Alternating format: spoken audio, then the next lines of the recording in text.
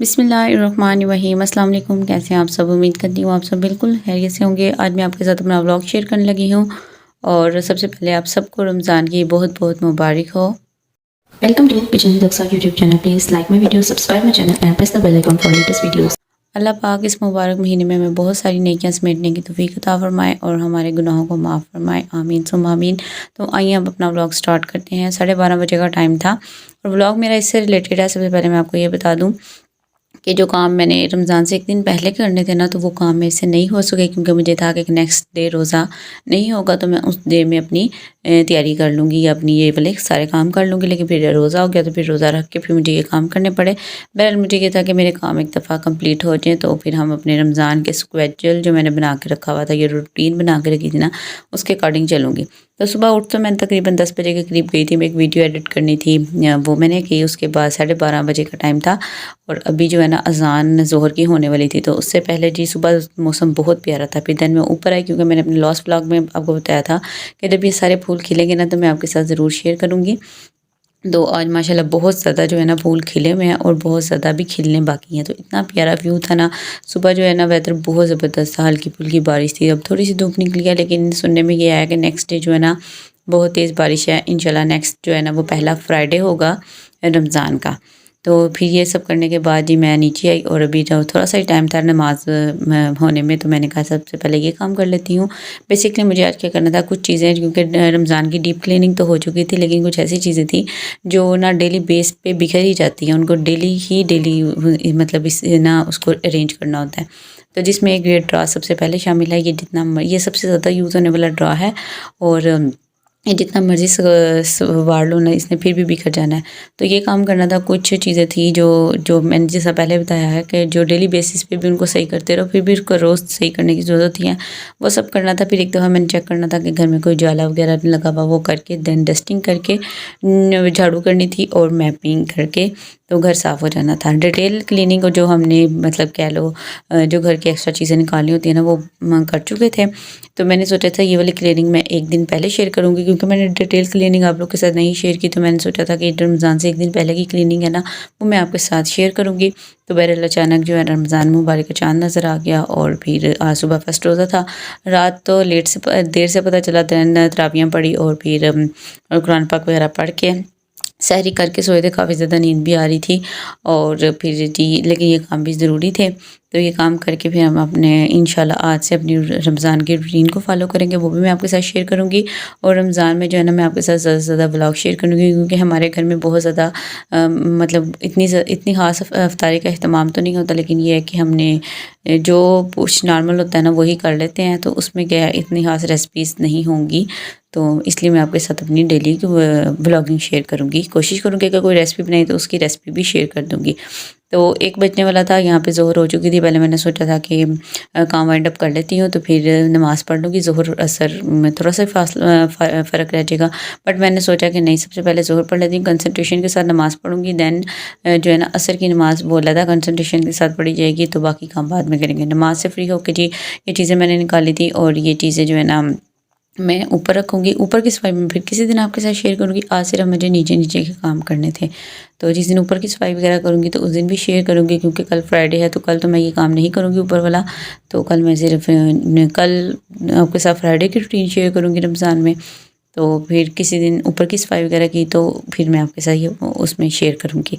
Then जी हमने बिस्से वगैरह तय लगा लिए, बिस्से वगैरह उठाए थे और उसके बाद सारी चादर वगैरह सही करके और इनकी डस्टिंग वगैरह करनी थी और फिर इनको अगेन हमने बिछा देना था।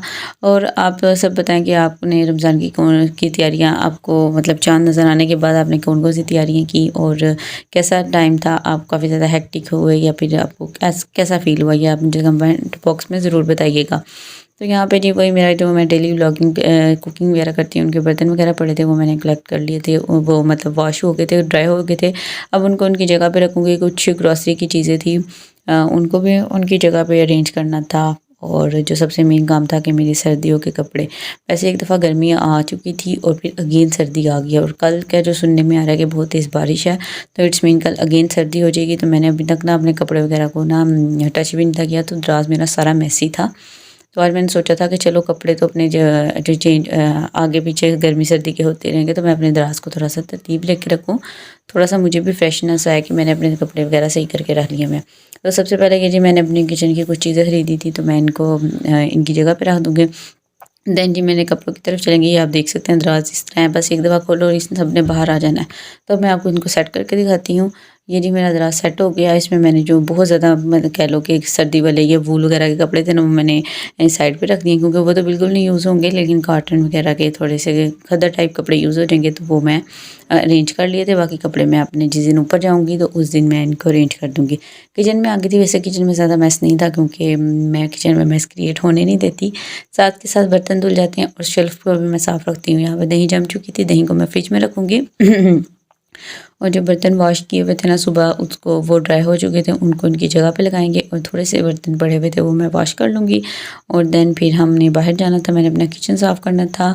और एक दो काम मैंने मेरी सिस्टर से करा लिया था, जैसे ड्राइंग रूम की डस्टिंग वगैरह मैं अपनी सिस्टर को बोला था, उसने कर दी थी। और एक टेबल थी, उसकी डस्टिंग वगैरह मैंने अपनी दूसरी सिस्टर को बोला, उसने कर दी थी। तो मैंने कहा चलो मेरे पास डस्टिंग का काम थोड़ा था, क्योंकि मैंने सिर्फ एक रूम की, अपने किचन की और बाहर हॉल वगैरह की डस्टिंग करनी थी, तो वो फिर मैं कर लूँगी। तो यहाँ पे मैं बर्तन धो रही थी। बर्तन धोने के बाद भी अभी मेरे पास काफ़ी काम था, तो मुझे बस ये था कि जल्दी जल्दी मेरा काम ख़त्म हो। असर से पहले मैंने बहुत कोशिश की कि मेरा काम ख़त्म हो जाए, लेकिन किसी भी सूरत असर से पहले मेरा काम ख़त्म नहीं हुआ था। मीन के असर की अज़ान हो गया, आधा घंटा हो चुका था, अभी तक मैं काम कर रही थी। और मुझे यहाँ बड़ा मज़ा आता है कि अगर अज़ान हो और मैं पहले से ही वज़ू करके बैठी हूँ कि अज़ान ख़त्म होगी, मैं साथ ही नमाज़ पढ़ लूँगी, तो उस चीज़ की मुझे खुशी भी बड़ी होती है। लेकिन जिस तरह अगर टाइम गुजरता जाए, मैं नमाज़ ही ना पढ़ी, तो फिर एक ऐसा कह लो कि शैतान हावी हो जाता है, बिल्कुल भी दिल नहीं करता कि नमाज़ ना पढ़ी जाए। तो फिर लेकिन मैं कोशिश करती हूँ कि जैसे ही अज़ान हो मैं फटाफट पहले नमाज़ पढ़ लूँ। तो यहाँ ना मुझे एक बात याद आ गई, ये मैं दवाइयाँ वगैरह सेट कर रही थी। मेरी सिस्टर वैसे काफ़ी कर चुकी थी, तो थोड़ी बहुत मैंने कर दी।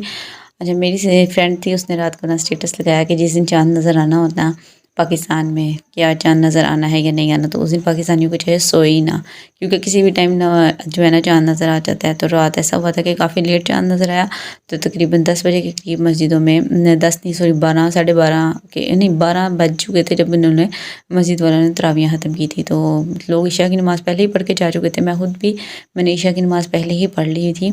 तो जब चाँद की आवाज़ सुनी कि मतलब चाँद आके फिर तरावीह वगैरह पढ़ी, और काफ़ी टाइम हो गया था। सहरी के लिए भी कोई ख़ास इंतज़ामात नहीं थे, क्योंकि मेरी कुछ ऐसी चीज़ें थी जो मैंने मंगवानी थी, और मैंने सोचा था कि रमज़ान की जिस दिन चाँद नज़र आएगा ना उसी दिन मंगवाऊँगी, तो कुछ भी मैंने नहीं था मंगवाया।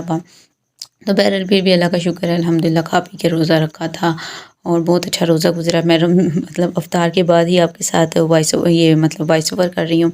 उसके बाद ही मैंने कमरे सारे पहले चेक किए कि मैंने कहा किस में जाला है किस में नहीं है। पंखे भी हमारे साफ़ थे ऑलमोस्ट, क्योंकि अभी चलते नहीं ना है, तो इसलिए इतने गंदे नहीं हैं। जब चलते हैं फिर हवा जो है ना वो डस्ट अपनी तरफ खींचती है, तो पंखे बहुत ज़्यादा गंदे हो जाते हैं। तो अभी तक तो ये बिल्कुल साफ़ थे। ईद पे देखेंगे अगर इनको ज़रूरत पड़ी तो इनको साफ़ कर लेंगे, अदरवाइज़ ये गुजारा हो जाएगा। तो जी हमारा सारे मतलब जहाँ-जहाँ मुझे लगा था कि जाले हैं वहाँ से मैं उतार दूँगी, और बाकी अल्हम्दुलिल्लाह सारा घर साफ़ ही था। जैसे मैंने आपको बताया कि हर हफ़्ते ही इस तरह की क्लीनिंग हो रही होती है, और डीप क्लीनिंग भी मैंने रमज़ान की 2-4 दफ़ा कर चुकी थी। अच्छा जी, जाले वगैरह उतारने के बाद जी मैं अपनी किचन की तरफ जाऊँगी, वहाँ पे मैं चेक करूँगी कि वहाँ पे वहाँ पे मैं क्योंकि किचन तो ऐसा है, वहाँ पे आप काम वगैरह करें वहाँ डस्ट तो नहीं, लेकिन ये है कि चीज़ें वगैरह बिखर जाती हैं और उनको आपने अरेंज करना होता है। तो यहाँ ड्राइंग रूम में भी बिल्कुल भी कोई जाला वगैरह नहीं था, डस्टिंग मेरी सिस्टर कर चुकी थी। तो देन फिर मैंने किचन में जाकर डस्टिंग की। उसके बाद जी मैंने जब घर की डस्टिंग करनी थी ना, तो वो मैं आपके साथ नहीं शेयर की, क्योंकि टाइम बहुत शॉर्ट था, असर होने वाली थी और मेरी कोशिश थी कि असर से पहले ये काम वाइंड अप करूँ। देन असर पढ़ के मैंने सपारा भी पढ़ना था, और सपारे का ये था कि मैं हर साल ये करती हूँ कि जिस तरह के ना रमज़ान शुरू होने से एक दिन पहले ना मैं कुरान पाक स्टार्ट कर लेती हूँ, कि ताकि 29 अगर रोज़े हों तो मेरा फिर वो एक दिन पहले वाला, क्योंकि डेली एक पढ़ूँगी तो फिर मेरा 30 तक कंप्लीट हो जाएगा ना। तो लेकिन ये हुआ कि इस दफ़ा मैं वो काम नहीं कर सकी, और ये मेरी लाइफ में तकरीबन फ़र्स्ट टाइम ऐसा हुआ है कि सऊदीया में और पाकिस्तान में रोज़ा एक साथ हुआ, वरना ऐसा मुमकिन ही नहीं होता, मतलब मैंने आज तक नहीं सुना। तो फिर बहरहाल चलो इस दफ़ा इकट्ठे ईद करेंगे। अगर पाकिस्तानियों ने 30 रोज़े किए, क्योंकि सऊदीया वालों ने तो 30 ही करने हैं, बहुत कम चांस ऐसा होता है कि वहाँ पे 29 रोज़े हों। तो जी झाड़ू वगैरह लगा ली थी, उसके बाद मैंने मैप वगैरह भी लगा लिया था और इसके बाद मैं फ्री में थी कि मैंने नमाज़ पढ़नी थी। और आज मैंने सोचा था कि मैं इफ्तारी में कोई ख़ास चीज़ नहीं बनाऊंगी, क्योंकि मुझे ये था कि मैंने जो अपना रमज़ान की रूटीन बनाई हुई है ना, मैं उसके अकॉर्डिंग अपना डे गुजारूँ। तो उस जिस तरह अचानक चाँद नज़र आ गया तो मेरी रूटीन में वो शामिल नहीं था कि मैं इफ्तारी में कुछ ख़ास बनाऊँ। तो नमाज़ वगैरह पढ़ के मैंने कुरान पाक शुरू कर लिया था, क्योंकि मुझे कोशिश थी कि मैं अपना एक पारा जिस तरह मैं बता रही हूँ ना आगे वो ही रखना है मैंने। तो बस ये था मेरा आज का व्लॉग। अगर आपको मेरा व्लॉग अच्छा लगा हो तो वीडियो को लाइक करें, चैनल को सब्सक्राइब करें, अपने फ्रेंड के साथ लाजमी शेयर करें। Thanks for watching.